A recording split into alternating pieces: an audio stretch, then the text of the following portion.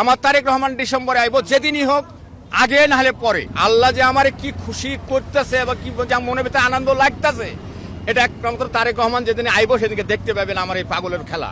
আমি এই ধানটা আষাঢ়ে রোডের ধারে, আমার জায়গা না, আমি ভূমিহীন মানুষ, আমার জায়গা নাই, রোডের ধারে একটা কাদা পাইছিলাম, ওই প্যাকে আমি 10-12টা থোল লাগাইছিলাম।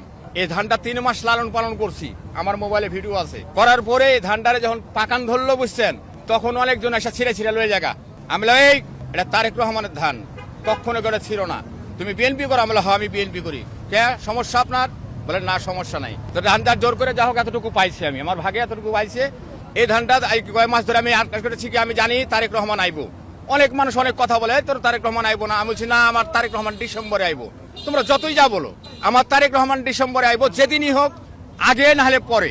ডিসেম্বরের মাসে আইবো, এটা আমার আত্মবিশ্বাস ছিল। আল্লাহ তাকে আসলে মানে আমার কলেজের ভিতরে আয়া পড়ছে।